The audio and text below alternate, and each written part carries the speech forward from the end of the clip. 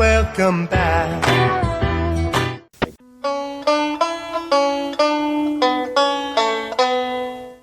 Hey, Stanley. Yeah, George? How'd you like your own TV show? Hey, I got something to mail you out.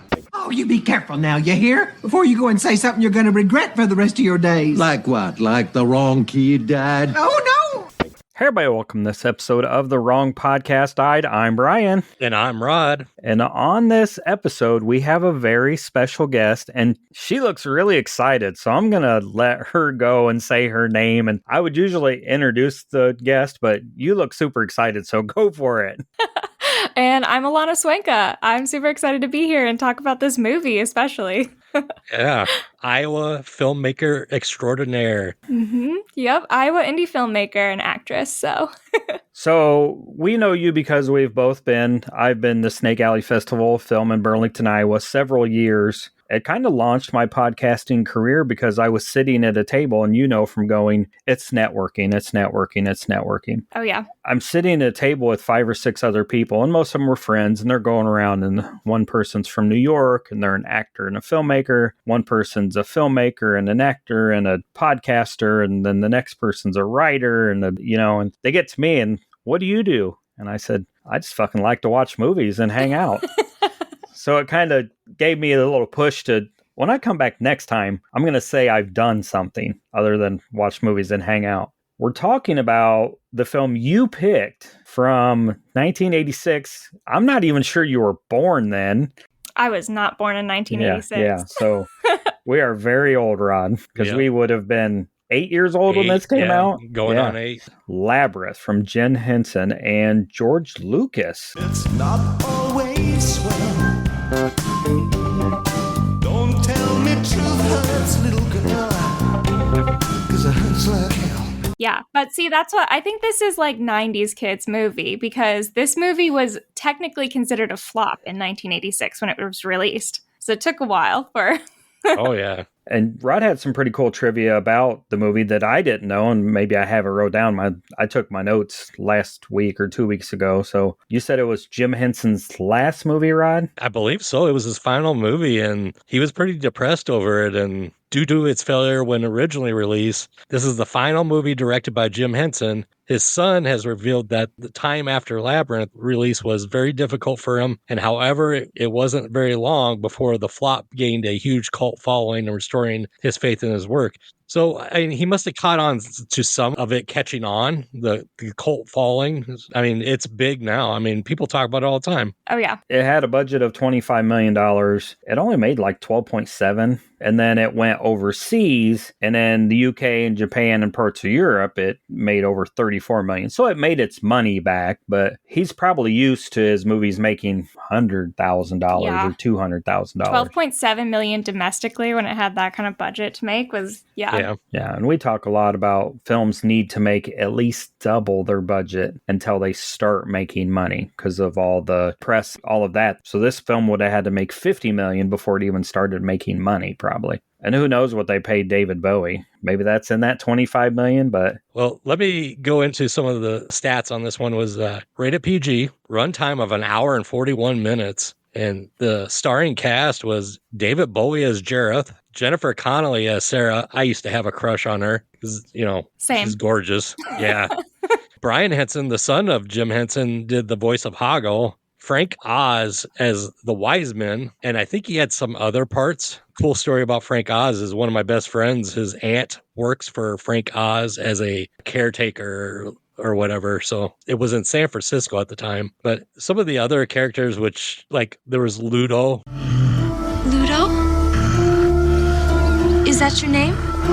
Ludo. The big giant Sasquatch dude, and Sir Didymus. Is that how you say it? Didymus? Mm-hmm. And of course, like we said, directed by Jim Henson, who unfortunately died in 1990 at the age of 53. Did a lot of great things. I mean, God forbid you've never seen this movie. I mean, if you were born in the 70s, 80s, or you were born in the 90s and you saw it, it kind of comes from that cloth of late 80s, early 90s puppet films. Never Ending Story, this film, The Dark Crystal. I'm trying to think. I just bought a DVD for $1 and it had like 4 movies on it, and Dark Crystal, Labyrinth were 2 of them. I don't know what the other 2 was. Well, a lot of the Muppet movies, Sesame Street movie. Yeah, but I feel like these are different. These are outside of those. These aren't Follow the Big Bird or, Elmo and Grouchland or any like, Tim Curry and the Pirates. This is a darker side of the puppets and the Muppets. It has like an adult appeal. It's also a musical, I feel like. Oh, yeah. 5 original songs, all written by David Bowie. Crazy. Yeah. I don't know how he sang anything with his pants so damn tight. Yeah, that's what I wanted to bring up.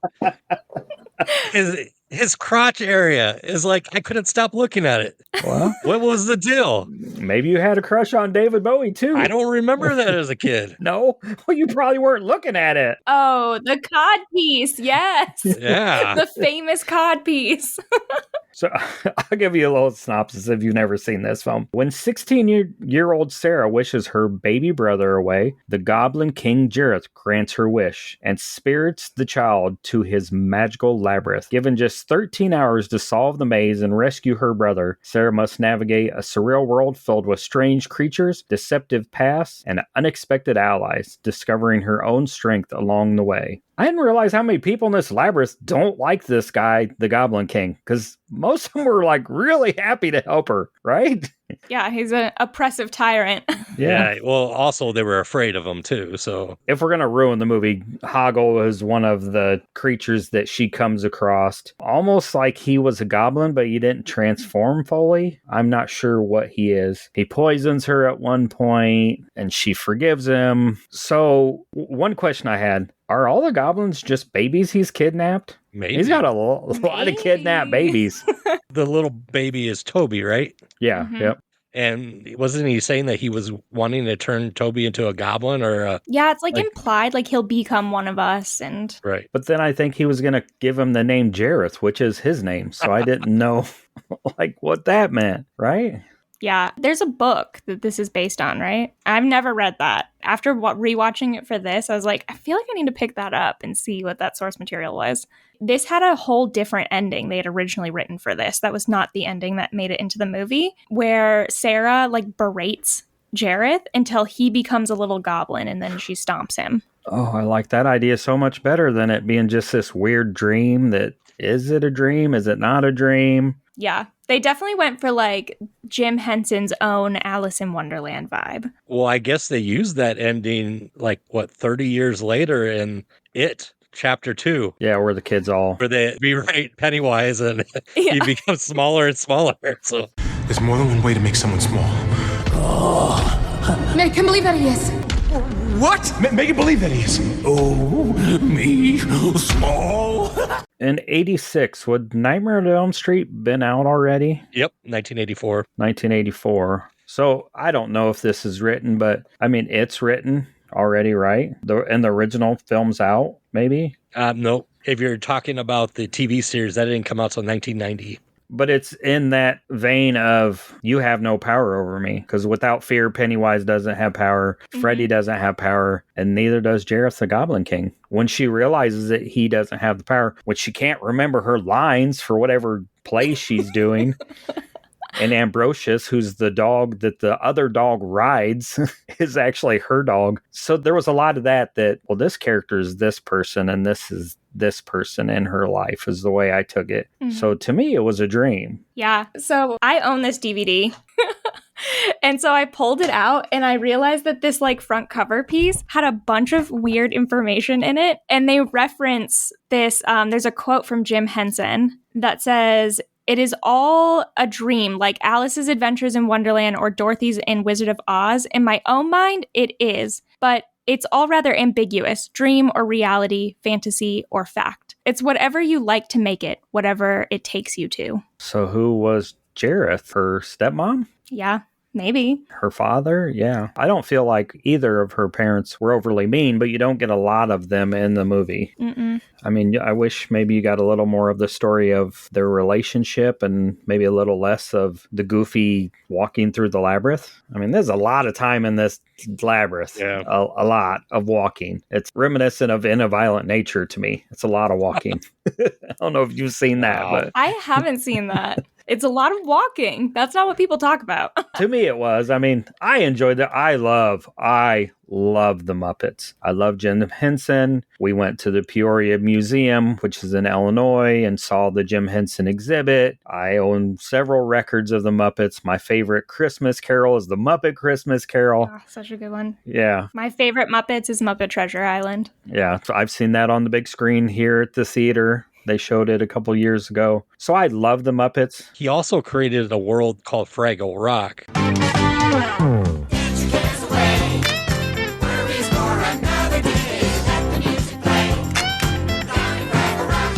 So, I mean, that was huge in the 80s. And kind of maybe built off of Fraggle Rock a little bit with this. Yeah, it would have been about the same time. So. Yeah, so just not my favorite. This isn't your favorite Jim Henson? No, it's not my favorite Jim Henson. But I mean, I'm much more of a Muppet fan than a Labyrinth or Dark Crystal fan. It's time to play the music. It's time to light the light. It's time to meet the Muppets on the Muppet Show tonight.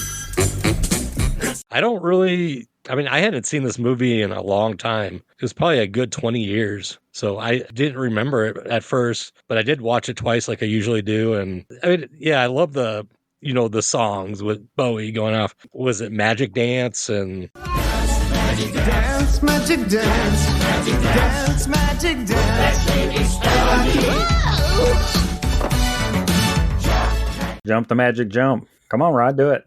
No, I'm sorry. I hurt myself.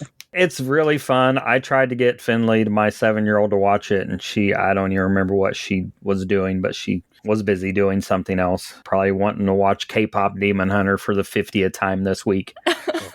But I've also tried to get her to watch Neverending Story, and she won't watch it, but she'll want to listen to the Stranger Things clip where they're singing the song from the Neverending Story.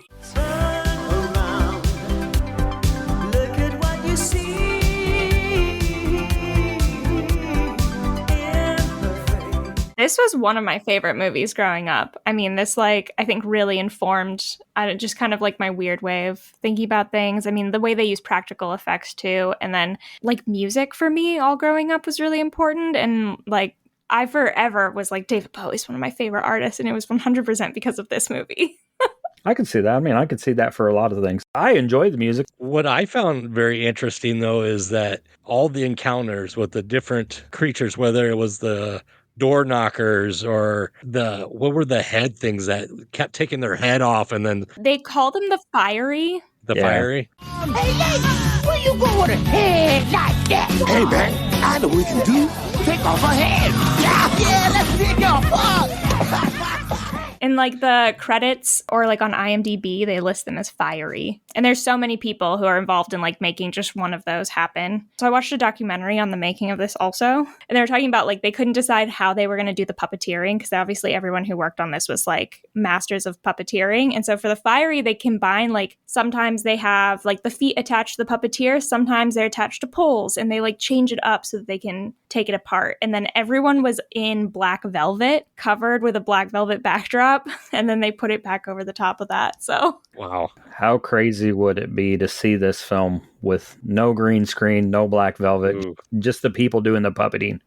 Yeah. I mean, the puppeteering's wild. What I didn't realize until this rewatch, and I was reading some more about it, is how many people were involved in making Hoggle happen. So there's a woman who's doing Hoggle's body, and she controls the movement of the head, but there's 4 different mechanics running the facial movements. And then there's Brian Henson, Jim Henson's son, doing the voice. So there's 6 people involved in just making that one character move and interact. Well, did you see how they worked Ludo? Yeah. There was a camera or something in his right horn, and then that's how the guy had to operate because he couldn't really see much more. Yes, they said somewhere that they kept making Ludo grunt because it would open his mouth. It was an excuse for his mouth to be open more. They had to remake the Ludo costume. They made it twice. So they first started doing it out of foam, and then they were like, this is huge. How much is this going to weigh? And it was over 150 pounds or something. They were like, we have to remake it. So they scrapped the whole thing and remade it, and it was still over 70 pounds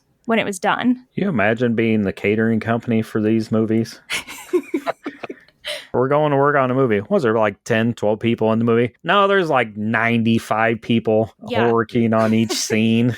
Oh, man. But go back into the encounters, it's like almost like the Odyssey in a way, except it wasn't somebody getting, she sort of got stranded. She was looking for her baby brother, but just those random encounters with all these and having to get by. I don't remember, but like the door knocker thing where one of us tells the truth, the other one doesn't. Yeah. Yeah. And it's just some stuff that I think he pulled from like Greek mythology and things like that. So, well, I mean, the story of the Labyrinth is from Greek mythology. So, right. Like, again, like Alice in Wonderland and The Wizard of Oz and stuff, kind of picking up friends as you go. But then the Alice in Wonderland aspect of like these riddles that are coming at you and being in an unusual place. I feel like anytime we watch a movie, if I don't like it or I dislike it, or I'm not saying I dislike this, but even if I'm at like an 8, we talk about it, Rod and I, or me and my other co-host on our other podcast, or the guest, and it bumps it up several points because you, in hindsight, think of all the hard work that these people did into it. And I hear,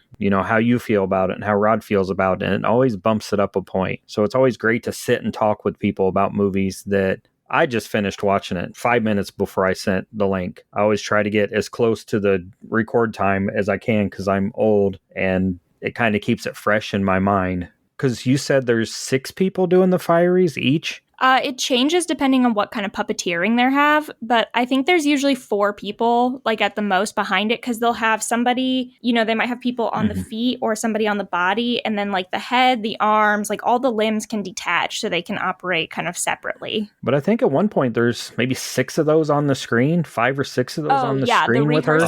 When they show you like some of the rehearsals for that, and it's just like, there'll be like 3 or 4 people behind each character moving them around. Oh, my Lord. Yeah, that's just a lot of people in one spot.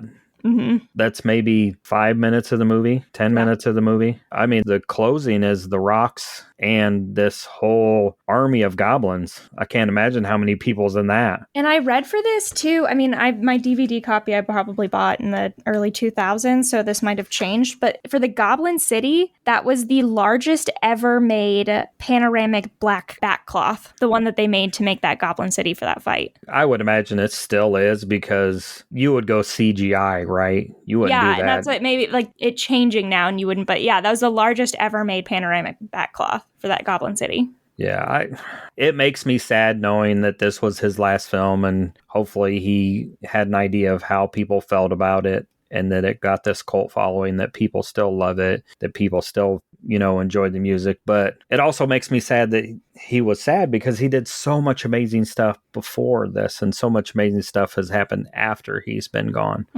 I mean, all of these sets were like built for this movie and like hand constructed, put together. And then they talk about on this movie, he really did like the 3 no's of filmmaking, which is you don't work with puppets, you don't work with animals, and you don't work with children. And you had all of them in this. And there's this amazing scene in this documentary about the making of this where Jim Henson is trying to direct this chicken. Because if you notice, there's these chickens and stuff in the labyrinth all the time.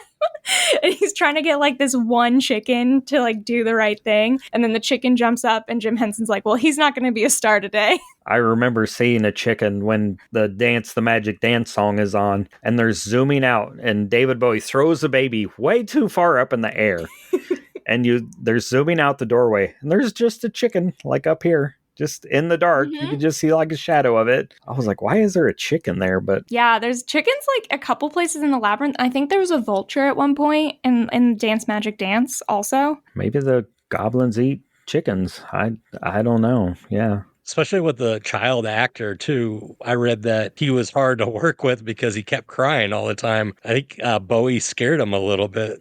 But what he loved was puppets. That kid loved puppets is what they said. And now, I mean, Toby, the kid in this, his real name is Toby also. And he went on to do the new Dark Crystal remake. He was the puppet master of the new Dark Crystal. Wow. But yeah, they talk the one scene where like he's sitting there talking to him and he's like, I think I'll name you Jareth. Like Toby's kind of like looking off and he looks really hypnotized. Well, they zoomed in enough. David Bowie has a puppet on his hand over here because the kid wouldn't stop crying. But if he had this puppet, then he just would like look at it and was mesmerized. One of the shots towards the end of the movie is Toby sleeping and kind of waking up from a nap. So I'm like, you had to time that perfectly. You had to film that around that kid's nap time, right? Yeah. You know, I've read some places that like he kept crying, like the thing with the puppet. And then I've read some other places that like they had to do special things to make him cry at certain times. Like when he's in the goblin hole, that they had to like keep him up because he liked the puppet so much he wouldn't cry and get upset. So I don't know. It's probably a little mix of both babies, you know?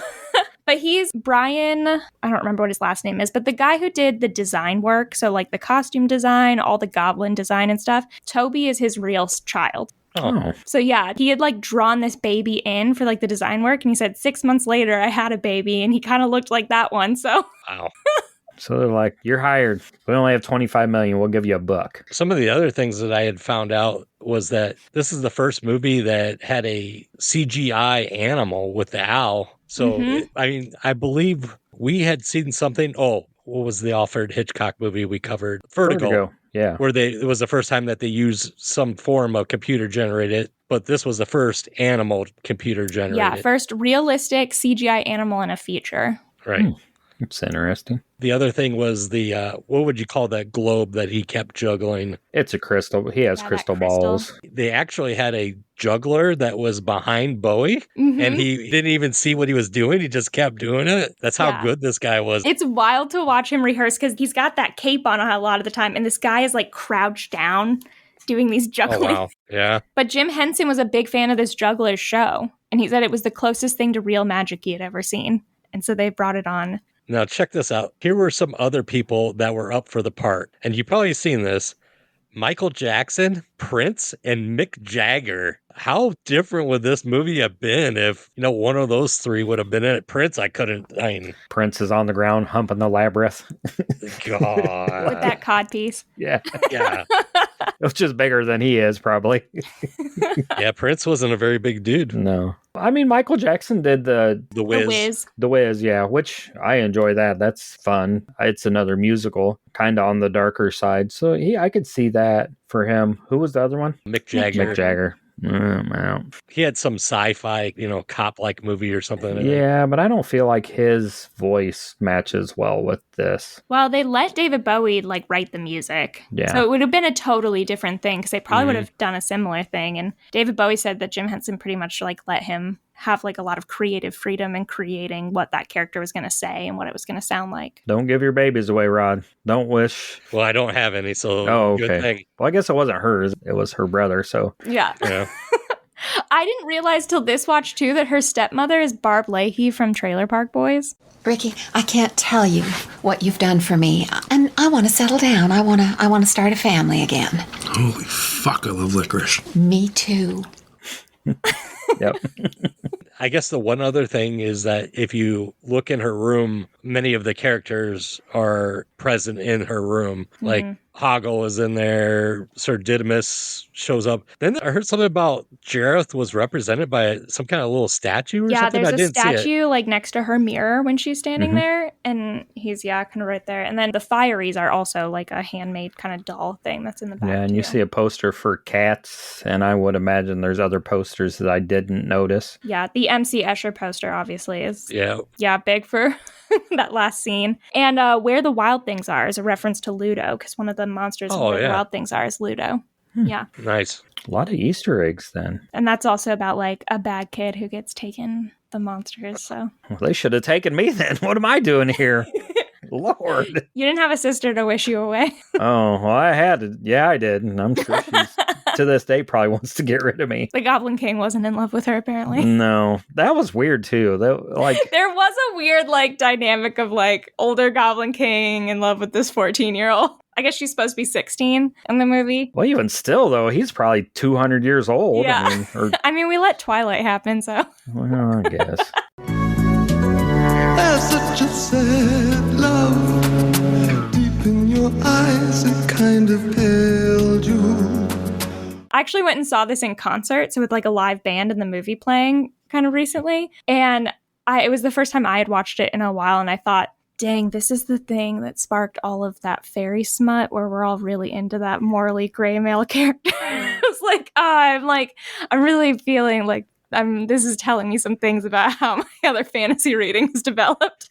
Well, I mean, it was a big theme in the 80s and into the 90s where we talked about Dirty Dancing. Mm-hmm. And then we talked about The Graduate. And, It's crazy how these themes just keep coming up throughout those times, but sort of still continues on here and there. But there's a little more of a line you got to toe now to do those kind of things. This like speech he does at the very end, I was like, this could come right out of a fairy smut book right now. Where he's like, I pulled it up before this because I knew I was going to talk about it.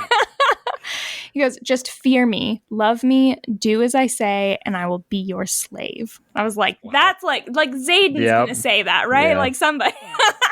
Yeah, but this is a dream, Rod. Dirty Dancing was real. Yeah, I mean, supposed to be real. Okay, Like, Brian. yeah, this is a dream. So this is her liking an older man or being a younger female and having, I don't know, thoughts of an older man. Patrick Swayze in Dirty Dancing was just a dirty, well, he wasn't even old. I mean, but yeah, he was just a dirty dance teacher. Well, what if all the characters in the Labyrinth were like part of her personality then? Well, yeah. Like Jareth was her selfishness. Ludo, well, I guess they're all pretty fucking selfish. Well, Ludo, not so much, but I mean. Ludo's pretty chill. He just is friends with rocks. Yeah, or Hoggle was pretty selfish, but Sir Didymus is just like her anger. She wants to fight everybody. yeah. The dog, Ambrosius, is fear because it hides from everything. Yeah, hides. Yeah. Were you guys ever like into the King Arthur lore or like the King Arthur books? A little bit. I was never super into that, and I didn't realize Ambrosius is Merlin's alter ego, or like a name that he uses in those books. And so her dog in her real world is named Merlin, and then her dog that you see is Ambrosius, which is the other name Merlin used. Yeah. I was more for the Black Plague era after that.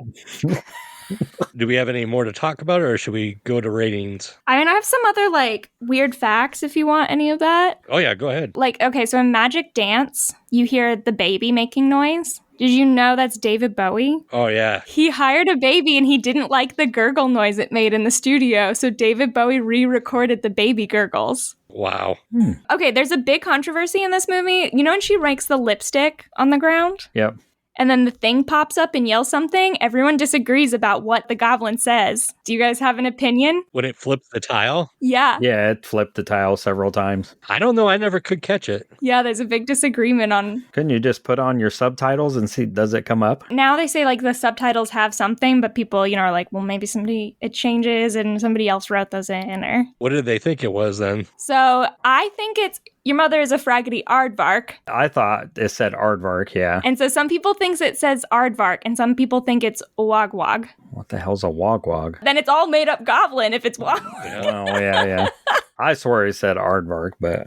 That's what I always thought it was aardvark. But I also, like my whole childhood in Magic Dance, I thought they said slap that baby, make it pee. What did they say? I thought they said my whole childhood, I thought that. I mean, they're goblins. They're probably into some weird stuff. I know. I thought, they're like got the goblin peeing fountains, like getting the baby to pee. That's not. Well, Hoggle is peeing at the beginning, right? Like, when she walks up on him, he's damn. No one seems like bothered by that he's peeing, and she just walks up on him. No one to watch him do it. I know, but excuse me, I'm trying to go to the bathroom here. Yeah, can I have some privacy? And it's weird that no one's like surprised she's there. Like, oh, what are you doing here? Yeah. They just like several people come to the Labyrinth once every week. Yeah, just like there's some regular young women who just show up. Jarrett's got another one on the line. He likes the brunettes. So there's a Hoggle puppet that's still in unclaimed baggage. Do you know this one? I heard a little bit about it. Yeah, right after they filmed the movie, they were trying to ship some of the puppets and stuff back to other studios, and they lost some of that baggage, including one of the full-size Hoggles. And it stayed in unclaimed mail, and they tried to auction it off, but the movie hadn't come out, and so nobody knew what the hell it was, and nobody bought it. And then once the movie came out, unclaimed mail kept it, and it's on display there. Yeah, I think I read something about there was a little bit of damage, too, and they had to fix it up or something like that, but... Yeah, I'm trying to remember when we went to the Muppet exhibit, and it traveled all over the country. We were just lucky enough that it came to the museum close to us. They had her dress from the ball. So a full dress, cool. And that was towards the end. It was with the Dark Crystal, and they had some stills from the movie. And I think they had one of the other puppets, but I remember the dress because I have a friend that loves this movie, so I had to send it to her. Like, look, it's the dress. Look, it's the dress. It's the iconic dress. She never danced in because I felt like she was just freaked out and running the whole time. Yeah. She said they had her do ballroom dancing lessons because she was like really nervous. I mean, she was a 14-year-old. This is like her third movie or something. And everybody else in that ballroom dance set is either David Bowie or a professional dancer. And she was like very intimidated getting there on set. I almost wonder how they got this film made for $25 million. Just the budget for the clothes and the costumes and the puppetry. And the puppets, all of these custom built puppets. I mean, they had for the hands, the helping hands, they had thousands of those that they had to build. Yeah, that's the part freaks me out. I'm like, no, no. And I would want to go back up, not down. I always think, who chooses down? Yeah. You're in a hand tunnel, and you at least know the door is up, the door you came through, and you go, I don't know, I guess I'll go down. And the hands talking, she chose down. It's like, how did she chose down. Yeah.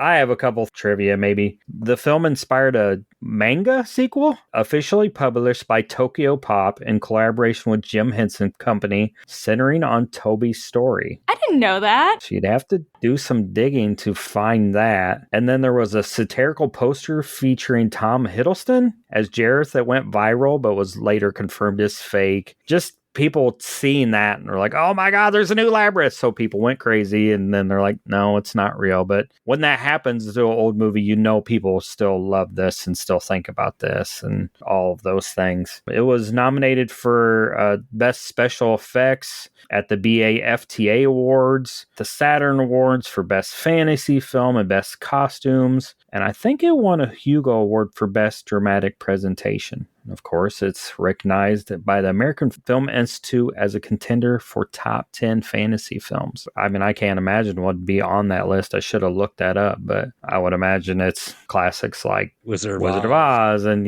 so that a film that flopped in the 80s is even close to that list. Yeah. And I don't know how true this is, but I saw somewhere that a new sequel is in development with director Robert Eggers attached. Oh, wow. That'd be crazy. So I'm like, I mean, he does a great job of setting the scenery. Yeah. What would he do with the story, though? I don't know. Yeah, I feel like you'd have to just do something new, like go back into the world of the goblins and do a new thing. I don't think you would want to retell this story. You would want to add on to it, right? Yeah. I mean, I think that would be the best. If you're going to have something new, like build something truly new and unique versus... Toby ends up going back when he turns like 16 or something like that, looking for his daddy. Yeah, and he becomes the Goblin King. The daddy he misses. Well, his dad was there. Well, yeah. Goblin Daddy. Yeah. Goblin Daddy.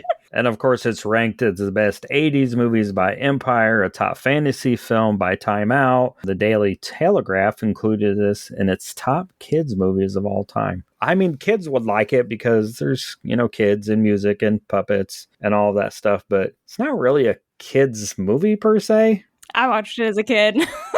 Yeah. Well, I mean, I watched a lot of things as a kid I shouldn't have, but... Different time. Of course, you said David Bowie and Trevor Jones. It was released, the soundtrack, on June 23rd, 1986. Several songs, but peaked at number 68 on the Billboard 200 in the US, 38 in the United Kingdom, and it recharted in 2017, peaking at 58. So it's stuck around. I would imagine there's an original vinyl release, but I can't imagine it wasn't re-released. Yeah. Somebody's put out some color scheme, Goblin scheme, or David Bowie crotch, themed vinyl.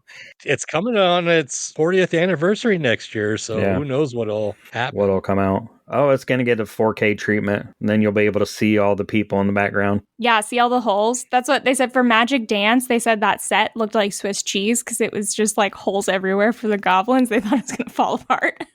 Oh, you can grab the record just about anywhere. Walmart has it. I mean, Dark Side Records. Heck, here's a limited edition Labyrinth box set with 2 movies, all kinds of cards, a little globe thing. Ooh, one of the crystals. Yeah, one of the crystals. You turn it this way, you can see your future, Rod.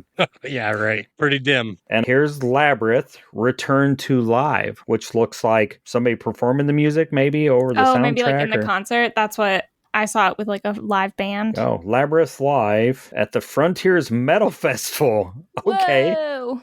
Interesting. So, I mean, it's around. You can grab the record a lot of places, and it doesn't seem to be, $30. That's pretty standard for a record. When you're buying it, Rod, you going to go to work tomorrow and give it an order. I own it on DVD in a 3-pack. Dark Crystal and one other movie Jim Henson did that wasn't huge. It's like right over there. You got it too, yeah. Yeah, it's sitting up there because I just bought it the other day. Yeah, I probably need to find a Blu-ray edition if they have it. But we ready to rate? Yeah. You want to go first? Okay. Like I said, it's been a while, at least 20 years, probably 25. First time I watched it, it was like, okay, kind of went through it. And I think I paid more attention the second time, so I enjoyed it more. I do like Bowie, too. I'm not huge into him, but I do enjoy his music. I give it 3.5 bogs of eternal stench. So that's probably one of my favorite parts as the dog runs across the bog of eternal stench on the rocks and it just farts. Yeah. Several farts, which as a 47-year-old man, I still find extremely hilarious. Careful, Ludo!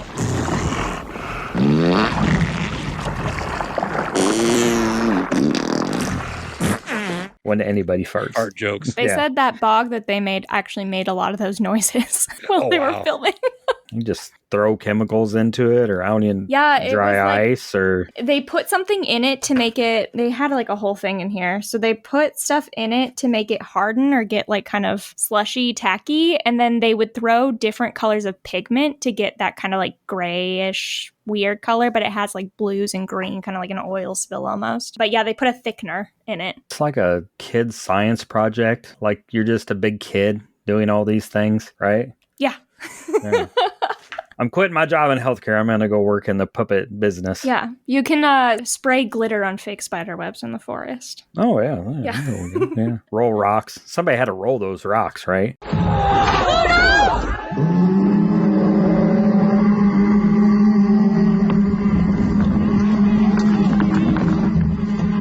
I was thinking that. I was like, whose job was it? At one point, towards the end, they just a bunch of rocks rolling after these goblins. Yeah. And somebody's rolling those rocks, right? Or dumping them or something. I will go... I'm right around Rod, 3.75 David Bowie crotch shots, because that's what Rod remembers from his childhood. Yeah. Because he had crushes on everybody, including Ludo. Yeah. Yeah. Those horns. It was the horns, Rod. It's the horns. Yeah. So what do you think? It's your turn. You're the guest, so you get to go last. I mean, for me, this is like a 5 crystal balls movie.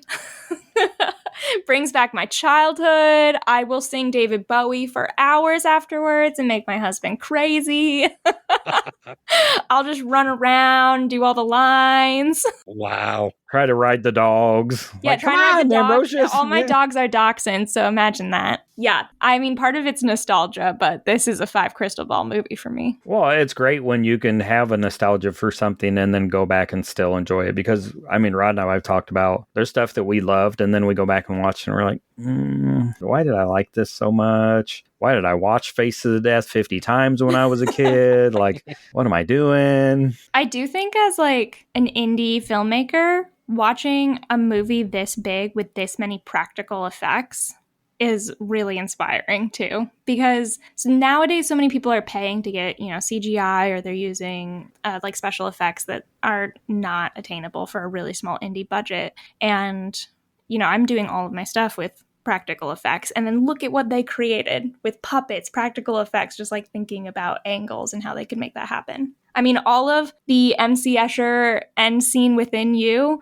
that's all practical effects. They're just like putting Bowie on little rigs. They got a Bowie double who's like swinging around. Well, I've talked about some of the physical media. I'll cover the rest of it before we go to the podcast network. But an initial home video release on VHS, Betamax, and a pan and scan Laserdisc. So you can grab it on Laserdisc even if you want to. And I would imagine I have some CED discs, which are like Laserdisc, but they're more of a vinyl. And the artwork is just beautiful on them. So they would be cool to display if you had a Laserdisc, just to put like in a frame. And then, of course, a widescreen Laserdisc in 94, which was a re-release. Another reissue on VHS by Columbia TriStar with the Inside of Labyrinth documentary. And then on DVD, it was debuted in 1999. And then it was released in 2003, 2007, 2016, all featuring the Inside the Labyrinth as a bonus. And then the 35th edition was released in 2021, which has all the sound and everything. They really amped up the sound on that one. They really went in and cleaned up all the sound and redid a lot of it so that it sounded great. You can really hear, your mother is a frackety yogbuck. Yeah. They could have slipped anything in there. Like, you could have, you know. And why don't I meet her mother? So she might not even like her mother. But I wish they would have dragged that joke on a little bit longer. You only get, 3 flips of the tiles? Mm-hmm.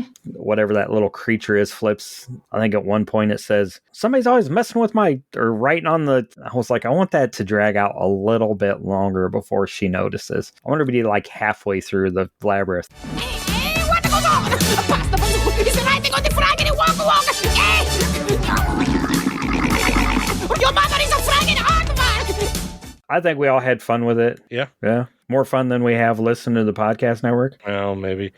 Well, did you have a this or that? Oh, I got a whole bunch of them, but we'll go to the podcast network. Then we'll do this or that. Do we have to? Have to what? We don't have to do anything. Oh, okay. Yeah. The Goblin King's not after us, Rod.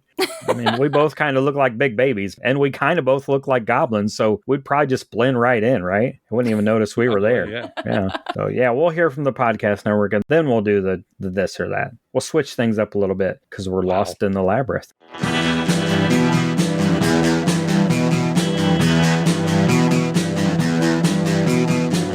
You're listening to the Prescribed Films Podcast Network, home to hundreds of hours of free podcast entertainment. The shows on this network all have a common goal, providing you with the best discussions about movies and other forms of entertainment media. The PFPN hopes to fill your earholes with audio joy. Visit our website with links to all the other amazing shows at www.thepfpn.com. Thanks for listening.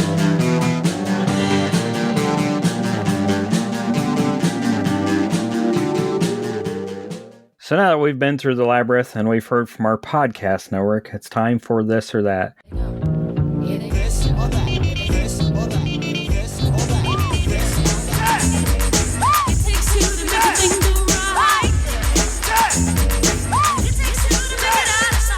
And for our guest, this or that is where I just share 10 movies that I feel like if you like the movie we're covering, Labyrinth, you would enjoy or that are like that movie. At number 10 from 1988 is Willow. Well, that was really stupid, Peck. Don't call me a peck. Oh, I'm sorry. Peck. Rod, you like Willow? Yeah, Willow's pretty good. And then they had the TV or the made-for-TV series or whatever that was recently. A humble farmer sets out to protect a magical baby from an evil queen, aided by unlikely allies and a lot of heart. I think I just bought a copy of that too. This is the Leprechaun before he was a leprechaun. It is, yeah.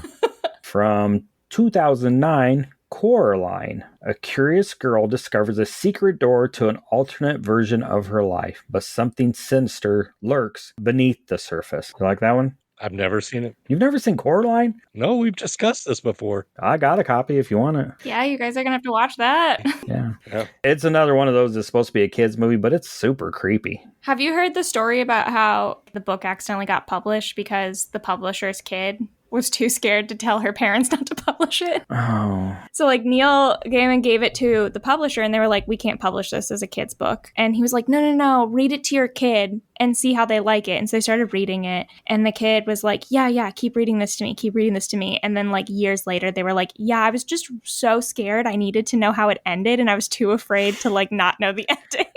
Oh, man. I actually saw Coraline. Wasn't it just the 20th anniversary? Yeah, I think they've been putting it out in theaters. Maybe 25th, because it would have been the 25th or I don't know, 15th. I saw it in Vegas when I was there for the Jamboree. It was on a re-release, so the theater in the hotel was showing it. And I was like, well, it's Sunday morning. I'm going to go see Coraline in a theater.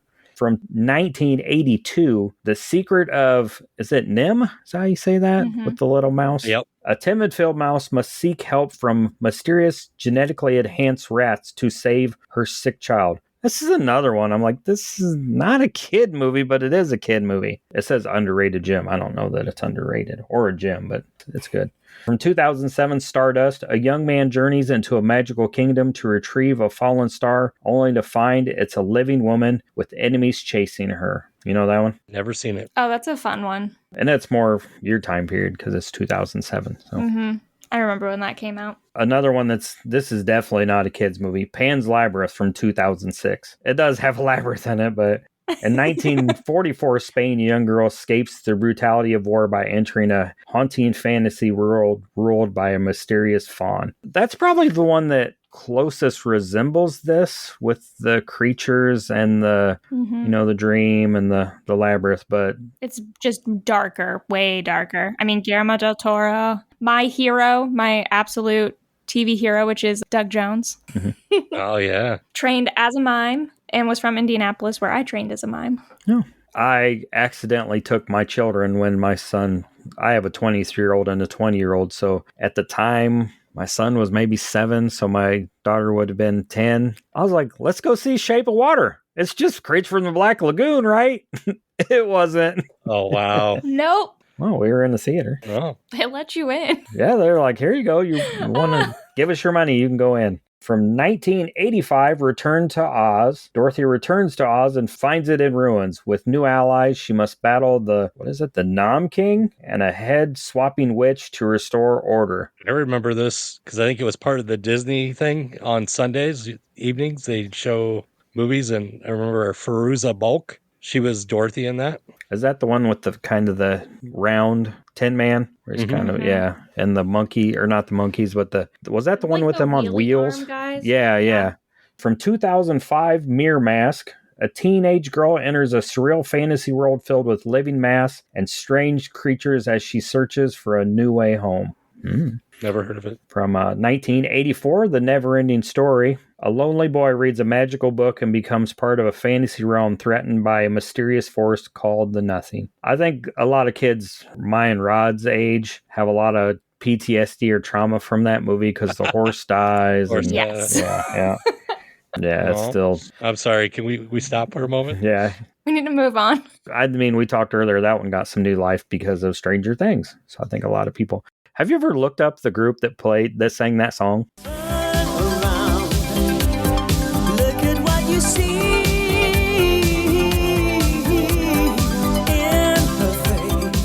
It's like pure 80s nostalgia. It's a thin... Oh, yeah, the Never-Ending Story. Yeah, song. Yeah, that's a weird... Yeah, it's a weird dynamic, and their hair is kind of crazy, and you can't tell if they're in their late 20s or early teens. Like, how old are these kids? Or are they kids? They were up late at midnight because one of the videos I watched was like Never-Ending Story group was performing like for a New Year's Eve party. From 1985, Legend. A young hero must rescue a princess and defeat the Lord of Darkness who wants to destroy daylight forever. I mean, this is Tim Curry. Tom Cruise. Yeah, well, Tim Curry. Tom Cruise. I know you like Tom Cruise just because you watch them damn Mission Impossible movies, but it's Tim Curry. Tim Curry, yeah. And then, number 1, The Dark Crystal from 1982. On a distant planet, a Griffling must heal a powerful crystal to save his world from the evil, whatever the hell that word is. The other group that's bad. Yeah. The evil one. Yeah, the evil ones. What do you think? Anything you could think of that would match well with this movie? That's a pretty good list. I mean, that definitely has some of my top ones that I would think of. What do you think, Rod? Got anything that would match well? I had those 5 on there. Legend, Dark Crystal, Return of Oz, Never-Ending Story, Willow. So yeah, you got all mine. Oh, well, did all right this episode. You added a bunch that I have never heard of. Oh, really? Yeah, there were several I hadn't heard of on that list. Well, see, now I could scan this into my computer and send it to you guys if you want to watch some movies. So yeah, like Mirror Mask, I hadn't heard of that. All right, should we go into the interview part? Yeah, so I have 5 questions that kind of pair with what we normally do on the second part of our show. but you've told us a little bit about yourself, so tell us more. I mean, you're a mime, you're a director, and you've acted in films. Yeah, acting. You're a was my dog love. mom. I'm a dog mom first and foremostly. I've got 3 dachshunds, and I named my production company after them. So my production company is called the Snack Pack Pictures. I call my dogs the Snack Pack because their names are Pretzel, Nacho, and Lemonade Shake-Up. What? What was that last one? Lemonade Shake-Up. Yeah, it could be as long as we wanted because my Lemonade, we call her Lemon or Lemonade for short, but she's deaf, so you're not calling her. She can't hear you. Yeah. So we didn't have to worry about like that trope. You're out at a park and you're like, Lemonade Shake-Up, come here. She can't hear you anyways.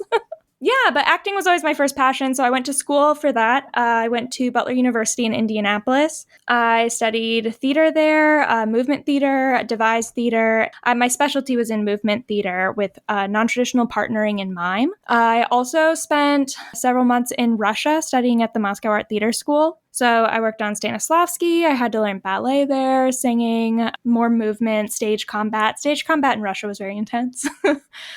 And I did 2 summer intensives with the group Push Physical Theater out in Rochester, New York. If you haven't heard of them, you should totally look them up because they're very cool. But they combine movement, dance, and mime to like create new stories. So I started out definitely acting was my passion, but also devised theater, which is where you're building stuff together with other people. And when I got out of college, I moved back to Iowa, which is where I'm based out of right now. And I just wasn't finding like a theater community that I was really fitting into. And so I decided to start working on film. And I met a lot of really cool people. And I found film to be collaborative the way that I had been used to making devised theater. And then I wasn't getting, there weren't a lot of opportunities. We're in the Midwest and not in LA or anything. And I wanted to have better roles for myself. So I wrote my first movie. And that was Inheritance, which I think you both have maybe seen. Yep.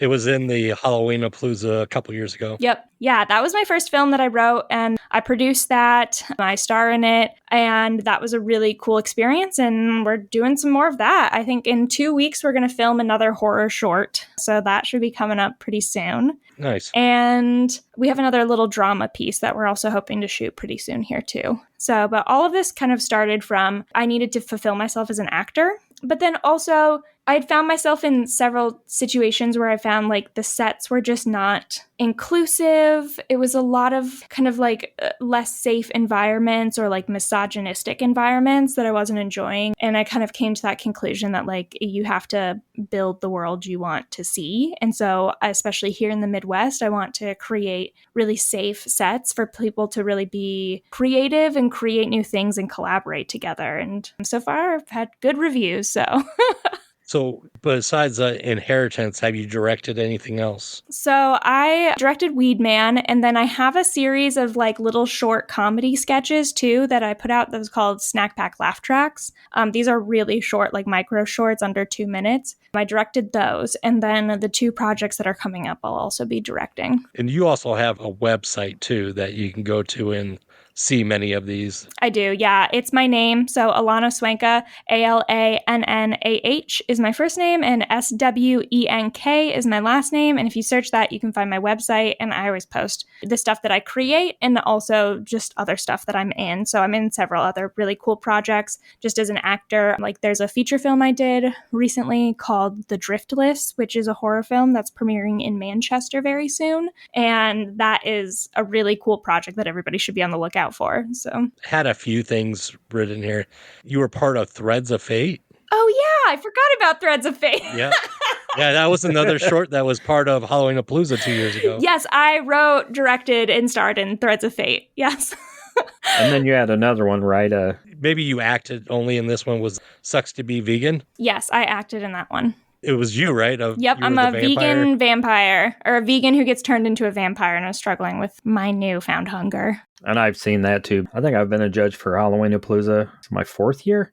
Yeah. I've been around for a while with that one. And they keep inviting me back, so I must fortunate to have small parts with like Carson T. Morrissey too. Mm-hmm. Like I have a really small part at the beginning of The Salvages, which was her recent feature that's done really well. So yeah, I've been fortunate to work with a lot of really cool people. Yeah, and it's interesting how big the community for theater and movies is getting. Maybe not theater, but film in Iowa. It just continues to grow and grow and grow. And I have a cousin that her daughter is an actress, and it's a lot of them going to Davenport in the Quad Cities and a lot of them going out east, but it's not really a lot other than Chicago in Illinois. It's Iowa and out east or Chicago. So it's very interesting to me that the community in Iowa, and it sounds like the state supports through some grants and through other things. Somewhat. There's not very many grants. So it's really competitive. There's like one smaller grant for like screenwriting. I think that only goes up to about $5,000. And there's one larger grant, the Greenlight grant, which is the bigger, more competitive one. And for that being like the whole year, they also just passed the tax incentives, I believe, which are controversial. And I probably have a controversial take on it. But as an indie filmmaker, I think starting those tax incentives at $1 million budget is not actually conducive to most of the people making movies right now in Iowa. Right. No. I mean, that's bringing bigger productions that probably don't need those tax incentives. It's bigger productions, and I know their hope is that the bigger productions will come here and that they will build infrastructure, which is not very realistic, because if they're traveling to another state and their base is out somewhere else, they're going to use existing things. They're going to try not to need a studio or anything like that. But the other thing I wish that they would do, and I'd feel a lot better about it if they would work this in, would be to have a requirement to hire a certain percentage of Iowans. Yeah. So like even for the Greenlight grant, which only gives you like up to $50,000 tops, you have to have matching funds to get that. And you have to have 50% of that money going to Iowans directly. But on this 30% tax return on $1 million that they just passed, there is no requirement that you have to hire any Iowans. So what we've seen traditionally happen with things like that is that they will just pick up their crew from LA, pop them in Iowa for the film, and then they'll all bounce. And people don't end up getting jobs really the same way. People who own hotels, restaurants near those places, it's a good deal for them. But if they would ensure that like they had to hire a certain number of Iowans, then that would at least ensure that like we would get entry-level jobs on those sets, which would be a big deal for people here. But right now that is not part of it. And so I don't think it's going to work out the way they think it is, but I would love to be proven wrong. Yeah, because I feel like a lot of people that I've talked to that are in the business got in the business not because they had these amazing skills, because most people do. If they get into the business, it's because they were in a small film and they made a connection with this person and they connect with these people, and then eventually it builds up and it leads to a bigger role. Yeah, networking is a huge part of it, is like just starting anywhere and being open and listening and ready to work. As an actor, you know, they kind of say at a certain level, everyone's good. Like everyone's good. Like nobody's here doing any of this work up for these roles who's like, dang, they're a really bad actor. Like everyone has a base level of good. So like the thing that sets you apart is taking direction, being easy to work with, you know, and then a lot of it's just, do you look like what they wanted, you know? I mean, you can't get past that. That's part of it, but... Well, the first reason I have nothing to do with acting is because I have a horrible memory and I could barely read my lines when we do a 10-second clip, let alone read through a whole thing. I wing pretty much everything. This is probably the most notes I've ever taken for a guest, is these 5 questions. I usually just wing it all. Just whatever comes up, I ask you about, and we go from there. So I would be maybe great at improv, but you put me on a set with lines, I'm going to fail. I would probably read your lines and Rod's lines, and you guys would have no lines. And if I get lines, I think I was in a short with Brett and Tony and Ash and Abe. They're a group that's out of Burlington, and they've had some short films. I think I had like 3 lines, and it was all improvised. And then they did another thing, and they're like, just say this. And it was like 2 lines. And I don't even know if you can hear what I say, so it doesn't matter. So question, I guess I don't know so much about it, but the 48-hour film festival, you know, is that an Iowa thing? Yeah, so it's actually an international thing. I'm pretty sure it's at least national. So there is one in Chicago. There's certain states that have multiple ones in different cities, but you have to have somebody who's willing to produce it in your city. And so in Iowa, we only have one in Des Moines. So everybody who wants to compete competes in the Des Moines 48-hour. But if you're in the top in the Des Moines 48-hour, you actually go on to play at Filmapalooza in LA. Oh, wow. And that is the top ones from all the other cities. And then there's another level if you're the top at Filmapalooza, where you go on, I believe, nationally to compete. And was your Threads of Fate a 48-hour project? Yep, Threads of Fate was a 48-hour, and so was Weed Man. And so was Sucks to Be Vegan, actually. How far did you get with those then? We got to Best of City here in Des Moines. So we won, Threads of Fate, we won an award for like Best Use of Prop, I think. But we didn't get to Filmapalooza. So the films that come out of 48s, they're really impressive. And I mean, that's all like Friday night. They tell you what your required character that you have to use is, a required line you have to say, a required prop you have to use, and then you draw 2 genres out of a hat. That night, you write that whole film. Like, you don't know what you're doing before that. So Friday night, oh, crazy. You get all that information and you have until Sunday, like at 7:00 to write, film, edit, and finish your movie and send it. Damn. So Threads of Fate was done. I wrote it Friday night. We shot it Saturday, edited it Sunday, and it was done. Wow. Impressive. So you're up for 48 hours straight, probably. Yeah, pretty much. Yeah, you don't sleep.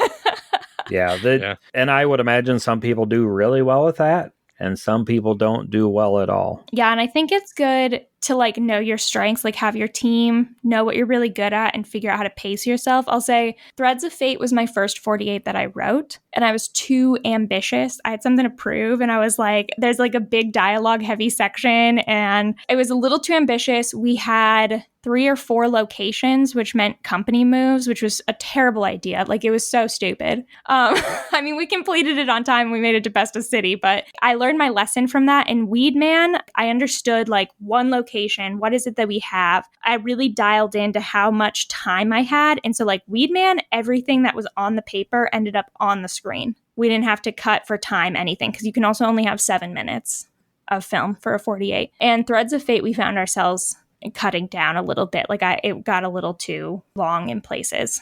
Did you say you were the jogger in Threads of Fate? Mm-hmm. Is that what you were? Okay. Yeah, because at the beginning you're talking and then you're jogging into this tunnel and then all of a sudden you're captured. Yep. Then it turns into something else. So Yeah. Abduction was our genre that we had to do. And then the required character was Chris Steele, a professional athlete. So it's like set up that she's like training for a match and then she gets abducted. Yeah. Yeah, it was weird because I'm actually zip tied to a chair for a lot of Threads of Fate. Like for a little while we were doing that, we kept like cutting me off the chair and letting me stand up. And then we were like, oh, we don't have enough zip ties. And at that point, I had to stay zip tied to the chair. So I was also like helping direct. So I was like stuck to the chair. We'd film something and then Ben Schmidt, the cinematographer, would come over and like show it to me while I'm zip tied to the chair. But I had to just stay zip tied to the chair for a really long time. And the next weekend, we were filming all the VHS footage for Inheritance, which, spoiler alert, I am tied to a chair for a while in that also. Wow. And it's Maddie Wieland is the actor opposite me in both those films. So for like 2 weekends in a row, we tied me to a chair and me and Maddie yelled at each other. So I'm not sure what you do for work, but when people say, what are you doing this weekend? That's right. a question I always ask at work. I work in healthcare. I work in an office with 12 other people. I'm 1 to 11, female to male. So, and they're like, what are you doing? I'm like, I'm going to a scary movie convention. I'm recording the podcast. I'm taking my 7-year-old out of state to tumbling or to an event. And I can just, your coworkers, and maybe they're used to it. What are you doing this weekend? I got to be zip tied to a chair again. I'm going to be zip tied to a chair for a while. Yeah. So I'm actually right now I'm a professional actress. I have a little bit of a side gig, but I'm just doing this and making films for a little bit. I've been a professional barista before, and I was working at a bank for a little while. And that's where I had this weekend, I was filming this short where I'm like kind of like losing my mind. And then I get covered in a bunch of blood. They splatter blood on my face. I had it all over my hands. And I was working at the bank at that time. And this blood that they used stained and it wouldn't come off my skin. And so I went back to work and I had like fully red hands. I had like spots of red on my face. And I was just like, I just had fake blood on me. Got chicken pox. Can I go home? Yeah. So when the year we filmed Inheritance, which was like 2 years ago now, I counted up the amount of times I had fake blood put on my face, and it was 8 times that year. I was like fake blood girl that year. I just kept getting fake blood poured on me all the time. I've probably had years in healthcare where I had blood on me 8, 10, Real maybe blood, even though. in a week. Yeah, like I'll skip that. What's been your favorite project to work on, though? I mean, Inheritance was amazing. That team, I mean, that was a very intentional film we were making, and everyone was so supportive who was on that. That was my first go at things. I kind of had a bad time with a group I've been working with where they were like, I don't know, I don't think you're good enough to write. And I was kind of like, well, screw that. I'm going to write my own movie. And I wrote Inheritance, and and I had these other friends who were like, yeah, let's make it. And they were so respectful. The whole environment was so collaborative, and they were really open to being like giving me a position to learn and to take control over the set. And I worked with just the most amazing people. So like Ben Schmidt was the director on that. Tristan Bennett was the cinematographer. And Emil Laxa actually came on and was the AD like last minute. And that movie would not have happened without his organization. All of the actors, just everything about that was amazing. And we all pushed ourselves a lot. Like Inheritance, I don't know if you know, but it has a VHS component. Mm-hmm. Yep. We actually shot that on VHS. So I have a working 80s camcorder, and we shot that on VHS, and then Ben edited it tape to tape. And I had originally been like, no, let's not do that. And Ben was like, no, it's going to be cool. We're going to do that. And I'm so glad he did, because it sets it apart. Like the authenticity you get from that is just, it's so creepy, and it works so well. But the amount of work Ben put into editing that tape to tape off VHSs that we shot, and the amount of risk, like one of the first days we were filming then the VHS TV with the modern day actors, Jason, who plays John in the film, they didn't know how to work that VHS TV, and they hit a button and they started recording over our VHS. You're like, ugh. And I mean, Ben was smart. Ben had backups on backups of all those tapes. There's actually a moment where you can see he's like watching stuff, and then the screen goes to like the white fuzz. Mm-hmm. It wasn't supposed to do that. We wanted to keep filming, and he had recorded over white fuzz of what was supposed to be there. And so we get him shutting it off, and then we go back and get the other footage. Yeah, I think that's the short that got you on our radar was Inheritance, because I feel like we both really enjoyed that. It was one of the first ones that popped up for last season. Looking back at our ratings, Brian and I liked it the most. Looking at my comment here that I wrote was, I really love the use of the VHS tape and how they felt like they were decades old. I thought the acting was great and felt creeped out by the uncle. I would really like to see this expanded kind of thing, but I really like that one. That was the first ones, and it was my favorite at that point. So yeah, we had so many people on the festival run say, like, are you going to make this a feature? Is this going to become a feature? To which I say, if anybody wants to give me a bunch of money and invest in it, I will 100% make this a feature. Yeah, because you're going to have to buy a lot of VHS tapes. Yes. And actually, the horror short that we're going to film in 2 weekends is for a competition. It's the Jacob Owens competition. He owns FX lenses, if you've heard of that, but they're really cool. And their required component was VHS tapes. And so we were like, you guys, we have so many VHS tapes. So it's going to have a VHS component also. Yeah, we have so many VHSs. Well, you know, the weird thing I have now is I'm the girl who has a jar of human teeth. Spoiler alert. Like real teeth? They're like not real teeth. They are they are resin teeth. They were like artist created resin teeth. Oh. When I was trying to shop for human teeth, though, it was surprisingly easier to buy real human teeth than it was to buy resin teeth.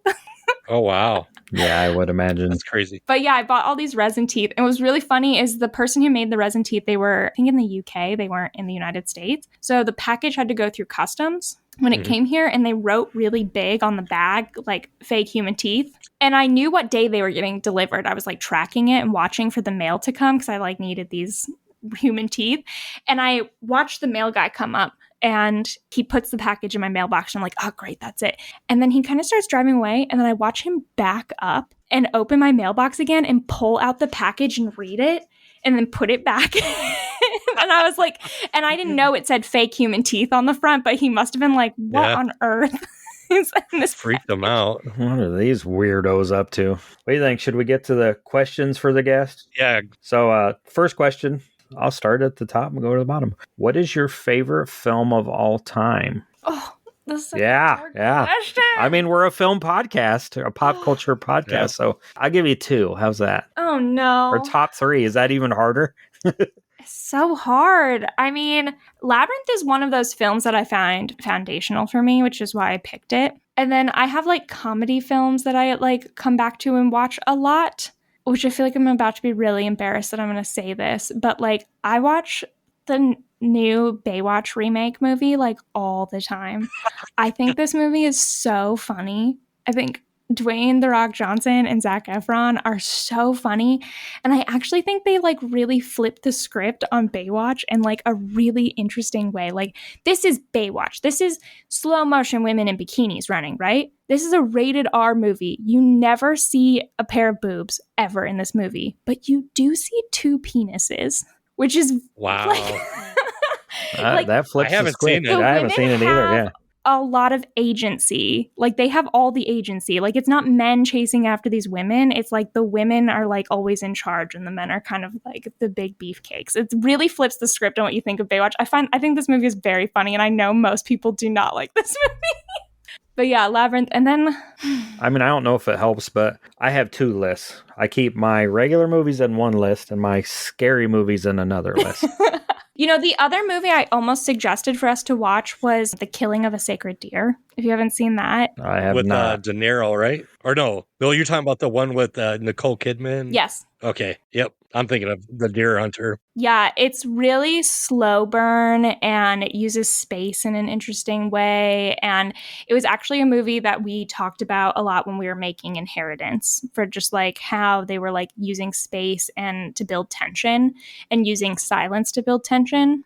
So yeah, I don't know if it's my favorite of all time, but I'm going to put that up there. Yeah. I'm a big TV show person. Like Sense8, I think, is one of the greatest TV shows ever made. What? Sense8? Never heard of it. Oh my gosh. This is a piece of art. It's the Wachowskis. Yeah, and it's like 8 people wake up one day and realize they're all mentally connected. They filmed on every continent the first season, and so like all these people from around the world are like interacting in each other's worlds, but only in their mind.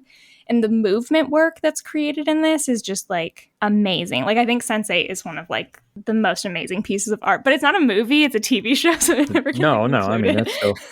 Where's it streaming? It's on Netflix. I swore off TV shows after there was a TV show called Pushing Daisies. I don't know if you know this show. And it lasted maybe 2 seasons, maybe 3. I think it was only 2 seasons. 2, yeah. But I was like, I'm done watching fucking TV. If they're only going to put this on for 2 seasons, I'm never doing this again you're because be so mad about Sense8 then. I got invested. I will watch stuff like my girlfriend will watch NCIS or any of those that are like 18 seasons long over and over again. I don't even know what she's watching now, but I mean, Gilmore Girls and all those. So I do get pulled into those because she's rewatching them, but I've kind of strictly became a movie person because I hate when stuff gets going and I get invested and then it doesn't go anywhere. I'm a big episodic watcher. Like, if you were like, what's your top 3 TV shows? I could tell you that right away. And well, tell us. Go for it. Yeah. Sense8 for sure. Buffy the Vampire Slayer. Oh, yeah. Is so important to me. Like, I love Buffy and I could watch that forever and talk about it. I watched Buffy for the first time when I was in college and I was like, this just changed my life. Yeah. Well, that's 2. What's the third one? Bob's Burgers. I watch Bob's Burgers religiously, like all the time. Like, if I'm brain dead or working on things and I'm not paying, like Bob's Burgers is running in my house all the time. I know we covered Rick and Morty at one point, but I'm more of a Futurama person. And I kind of feel like you fall into the Simpsons, Family Guy, Futurama, Bob's Burgers. There's like all these different people where they all different fall, but I'm a Futurama. Yeah, I mean, I don't know what your favorite shows are, Rod, but I'm a big Quantum Leap fan. I love that. Ooh, I love the X-Files. The old Quantum Leap. Oh, yeah, the original. Yeah. Scott Bakula. Scott Bakula. So, piggybacking off of the what's your favorite film, what's your favorite TV show, what film or TV show has shaped your style of filmmaking, acting, writing the most, do you feel like? Maybe I should have gave these to you like before, but I love these ahead of time so I could think about it. Yeah. A big thing that really shapes my writing, and this isn't like necessarily a movie, but like because I studied movement and viewpoints in particular, that's Anne Bogart her style, and she ran City Company out in New York. But Viewpoints focuses on like movement together, but it also considers silence or stillness a movement and like very foundational. And I think if you watch Inheritance, you can see that I think silence and stillness is very important, and I think it builds a lot of tension. I also think like using space and movement in an interesting way or in an unconventional way is like very interesting, and you'll see that in Sense8 for sure. Because my background was in movement, and when Sense8 came out, I was transitioning out of college and theater. I felt like I saw the work I used to do in like devised theater and movement on film for the first time and translated into a narrative in a certain way when I watched Sense8. And it felt really new and fresh and like something I understood from my theater background in a way that I could explain it or show it to people that they didn't understand before. Now, do you feel like it's harder for you as a filmmaker because the generation we live, or the generation maybe you or live in, or the younger generation, is everything short and it's got to keep moving because they lose their sense of paying attention in 5 seconds. Yeah. So a pause to them is like, okay, yeah, I'm out. You know what I mean? So does that make it harder as a filmmaker for you? Yeah, I think I kind of have two answers to this, which the first one is I think that person is not my audience. And the second is that I think because of how fast content is right now and how we are so conditioned to just want things to change very fast, it makes stillness impactful. So for people who are ready to enjoy film and like art and are paying attention, I think that really makes it impactful for them because they're not used to seeing it all the time. Because it's almost like I don't want to say it's older films, because I feel like the older horror films, the Frankenstein, the Creature, the Wolfman, they're all super short. They're all close to an hour long, but I feel like that is in all of those films. Yeah. You know, and a lot of the A24 stuff it's considered elevated horror nowadays, but I think, A24 even is becoming quite mainstream, and retro also is like, but I part of the reason that is too is I think as everything, like the bigger houses were moving toward this faster content, people also saw what the quote-unquote indie content was and craved that as well, which had really pushed it up. And I'm one of those people that, and Rod can tell you this, a movie's over an hour and a half, I gotta get going. We watched Casablanca and I was like, Rod, I was bored, like, something gonna happen? But then we watched On Golden Pond. I don't know if you know that movie, and I absolutely love that movie. Yeah, I think it can depend. Like, honestly, I did not find Oppenheimer to be too long. Like, I was pretty engaged for Oppenheimer, and that was a really long movie. That was when I went and saw in theaters, and I was kind of like, do I want to see this in theaters? I'm going to have to pee eventually. It's so long. Yeah. But I was really engaged for that whole movie. So I think it depends, too, on, how well the pacing is. So my next question, we're going to go down the list. We did movies. We did TV. Let's do music. What's your favorite band and or song? I am really into Paris Paloma right now. She has a song out called Labor that I've been listening to a lot. Sun Lux is also a group that I'm really influenced by. What kind of music is this? This is this is like really like soft indie, folky kind of indie pop. It'd be for us older generation, it'd be like a yacht rock. Or like singers and songwriters like James Taylor. And yeah, when I was working with Push Physical Theater, they used to put Sun Lux on all the time in the studio when we were like improvising movement stuff. And so it always it gets my creative juices flowing. So I always really like to come back to them. But especially lately, I think I've been listening to Paris Paloma like all the time. Do you find yourself going in? Like, again, my 7-year-old listens to 80s rock every night before bed. And then on the way to school, we're listening to K-pop Demon Hunter, Taylor Swift, Pink Pony Club. And then I've been really into Alice in Chains lately. But I work with a bunch of younger people who grew up in the 90s, so we listen to Pop 2K or, all day at work. Do you find yourself going in ebbs and flows where you're stuck on a certain... When you get into a film or a short, do you ever I feel like this would match well with this music or this band? Do you ever find yourself I actually have playlists for thing, especially like Inheritance has a playlist that I like kind of built. And so when I'm writing or thinking about things, then I can put that on. Or if I like need to answer questions for myself about the story or what's happening, I can kind of put that on to get myself into the mood of that. I wonder what the playlist. I'm just trying to picture the playlist for Inheritance because it's creepy. It's 80s, early 90s. It's dark. It's some mother on there. What is your favorite book? I hate to read, so if you have a book, I'm probably not going to know what it is. Rod reads. Everybody in my house reads. I hate to read, but I will throw on any foreign film and read subtitles all day. I've been having like a reading renaissance lately. Like I went a little while without reading very much and I'm kind of back to it. And so I'm keeping a book stack. And right now I have, I think 16 physical books I've read this year. And then like another 12 audiobooks I've done for the year. And like last year I read like 3 books. My whole lifetime I've read 16 books, let alone in a year. So one of my all-time favorite books that I read a bunch, especially like through high school and growing up, I loved Howard Pyle's Robin Hood. I don't know, I like the characters. It's a real adventure book, you know, people fighting for, you know, the good, like stealing from the rich, giving, but then like you have very complex characters, you know, and Robin Hood, if you've ever read it, like it ends very tragically. It ends very sad. Mm-hmm. And it's a really upbeat book like the whole time and then like ends very tragically. So that was one of my favorite books. I am also a huge John Green fan. And Paper Towns, which is a young adult novel, but Paper Towns was really foundational to me. I actually did my senior thesis in college on Paper Towns. I did a devised movement piece on, it was like a half-hour piece, and it like was about metaphors and how we view people. And so like imagining people complexly.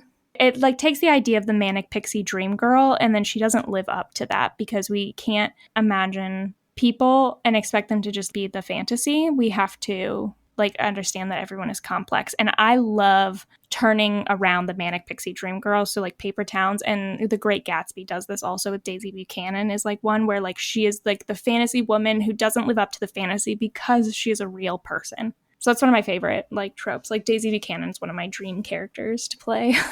I was going to ask how many of those 16 are fairy smut books. Oh, it's been a lot you of talked about. I got fired from my job in November. You got fired? God, How do you do that? Where do I sign up? It was a bad situation. It was a pretty illegal firing, but it was good, I guess. And one of my friends from work when I got fired was like, here, I'm going to start you on this path. And it was my first fairy smut book ever. And I was like, yeah, I guess I got some time now.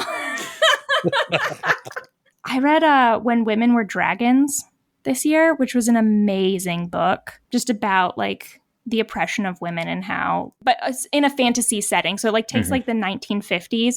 And when women were repressed or like forced to be housewives, if that like anger and that energy burst out of them and they literally turned into dragons is what this like story is. So I read that and that was amazing. I read Jenna McCarty's memoir, which was a rough read, but also really amazing. Yeah, my best friend lives in Alabama. She moved there a couple of years ago, and she'll send me clips of what she's reading, like people making fun of it or like somebody reading it. And I'm like, what are you reading? What is this? Yeah, there's a good mix of fairy smut in there too, though. You can never give me a hard time about any scary movie I watched because this is way worse than most of those. What genre of film have you not worked on but are looking forward to working on? If there is one. Yeah, I haven't really done like romance or romantic comedy. I do think that'd be fun. I don't know that I would say like I'm super excited to work on that. I would love to do like a real superhero kind of thing. Weedman was kind of like a little bit of a superhero kind of thing. But I have a really strong memory of when I decided I wanted to be an actress, which was watching Tobey Maguire's Spider-Man. And I remember thinking like I got this kind of like melancholy feeling where I was like, this isn't real. Nobody like lives these big lives or like gets to, you know, have these epic stories. And then I thought, well, somebody did. The actors did. And they get to do it, you know, and then start like not wreck their lives. Like no one actually is dead and then go do it again and do another one. And like that's like was a really foundational memory of being like, I think that's what I want to do is live a lot of adventures. So I'd love to work on like a bigger kind of adventure or fantasy, or like a true adventure movie. Like Treasure Island is like a true adventure story. It's not fantasy, it's not action, like something that's really like searching for something, you know? If we're remembering early, it sounds like you want to work on Muppet Treasure Island. I really would love to work on, I would love to do a Muppet movie. That'd be amazing. My last question is, and you touched on this earlier, what's the hardest part of making a short film? The biggest issue I have as a judge is probably one of the hardest parts for most people, because I see it continuously come up and come up and come up and come up. And being a podcaster, I had to learn how to do it, is how to edit myself and cut time. That's what I was thinking, is like killing your darlings is really editing down. Even Inheritance did really well, but it was my first film that I wrote, and I didn't understand how a half-hour short film was ridiculous. Yeah. And it did well still, regardless, but I kind of learned my lesson from that, and I'm not going to make another half-hour short film. They have to be at least 15 minutes or less, just to make hard to restrain yourself, huh? Yeah, and I didn't think about, Inheritance was such a slow burn, and I do think part of the reason it did well is because it isn't poorly paced. It's long, but it was intentionally paced. It just is really hard to program. So I think it would have shown more places had it not been so long. And because even if we went back and we're going to cut, I think we only realistically were going to get 5 to 7 minutes out of it before we really started to hurt the story. And when me and Ben looked at editing it down after we kind of first started submitting it and realizing it was a little long, most of the places we would have even tried to take something out would have been the VHS footage. And because of the nature of how we shot it, it was impossible to edit that stuff easily. It definitely needed that VHS footage, otherwise it wouldn't have the right feel. Yeah, and that's what, like, taking out 5 to 7 minutes from a half hour wasn't going to significantly, like, that it wasn't enough to change how long it was, but editing yourself down is a big part of it. And then I think, something that I think makes indie films and these short films really work, and what shows really well on Inheritance, is like how happy and collaborative everybody was on set, and curating that environment for everyone to feel like they can bring that is difficult to do, limiting your ego. Yeah, because you have to be open to everybody's opinion, I would imagine, on a short, because you have such a small crew, and that one opinion you may not listen to because your ego is too big, not you per se, but maybe the thing that makes it an amazing short, not just a short. Yeah, you never know where the great idea is going to come from. And obviously when you're on like a massive, huge budget feature, like everyone kind of knows their place. But when you're on, like, Inheritance was the cast and like 5 of us just doing it. You know, Emil was the AD, and on a big budget set, you know, the AD wouldn't give you advice or throw in their opinion on framing. On this one, though, he did, and that was valuable to us. It was very valuable. Or Kevin Thorne, if you know him, he did sound on Inheritance, but he's also an amazing cinematographer himself. And he often had like ideas or thoughts on things that were really valuable on that set. You know, that's what is really going to elevate things, is having more eyes. And that's part of where the editing yourself comes into, is listening to multiple people. What do you think? Do you have any questions, Rod? I don't think I have anything else. We covered everything. We talked about David Bowie. Are you able to go into any of your future projects at all, or? Yeah, so we have the little horror competition short coming up. Hopefully, you know, that'll be out. We'll, you know, in a couple weeks, we'll shoot that. Do you have any plugs you want to drop? Yeah. If you want to follow any of my work or me, you can follow me on social media or my website. That's my name, Alannah Swenka, which is ALANNAHSWENKA. Or you can also follow my production company, which is Snack Pack Pictures. And if you want, I can throw all that information in the bottom of the podcast episode. So if you're listening, you can how did she spell that again? And you can just go down there and find the links. Yeah, follow me on social media. And then you can always keep track of where, you know, we're at and what festivals our stuff is playing at and what we're making, when it's going to come out. So any questions for us? This is always fun. Sometimes we'll get some, but not always. But sometimes we get questions. I thought of a question. I don't have one really, but okay. What's the horror short that you wish you saw at festivals that you've never seen? God, if I've never seen it, I don't know that I would want to see it. But what do you mean exactly? Like, is there something like? every year when you're watching films for like Halloween Palooza, are you like, where's that Alien movie? You know, why is like, I want to see more of this thing. What's like the thing you're craving that you're not seeing right now? You don't get many Alien movies or science. We did watch a science fiction one that was actually really good. You don't get a lot of those because I feel like the practical effects and that would eat up a lot of the budget. So you don't get a lot of that. My thing is with judging is it's hard to find good kills. Yeah, it is very hard to find good kills. Like they're far and few between, and it's mostly off-screen kills. It's getting too expensive to put in that work. So I would like to see something with very good kills. So I think one of the ones that stuck with me the year that Inheritance was at Halloween-a-Palooza was black and white, very set in the maybe 100 years ago. Do you remember that one?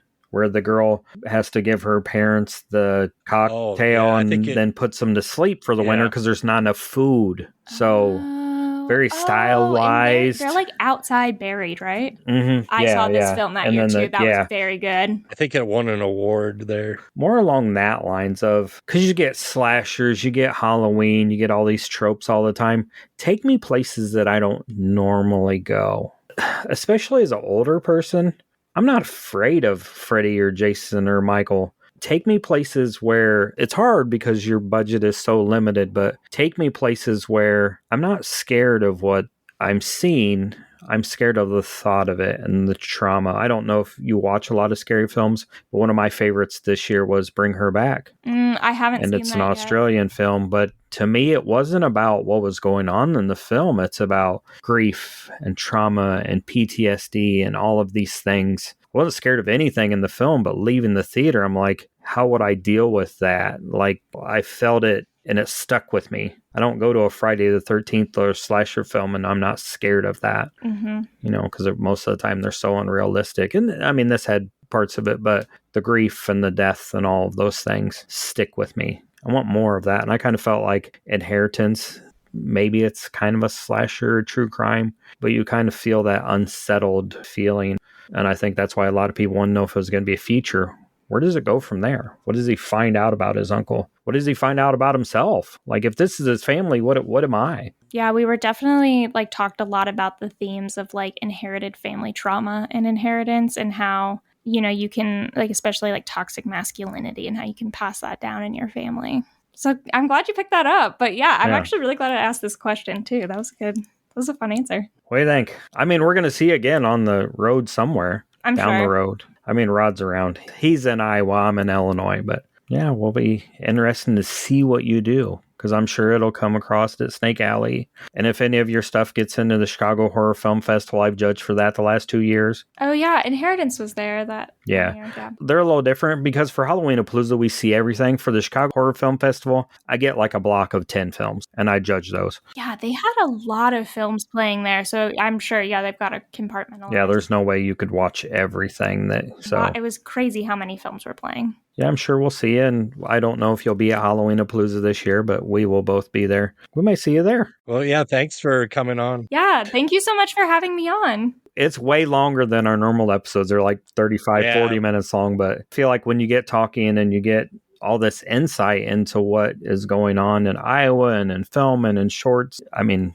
we could maybe chop this up into 2 episodes, but we'll just leave it at 1 and they can just enjoy the slow burn of listening to us. Slow burn, just like Inheritance. And Inheritance is out for everyone to view on Vimeo. I forgot to say that. So we've referenced it a lot, but you can watch it online right now. If it wasn't 10 o'clock at night and way past my bedtime, I'd go watch it again.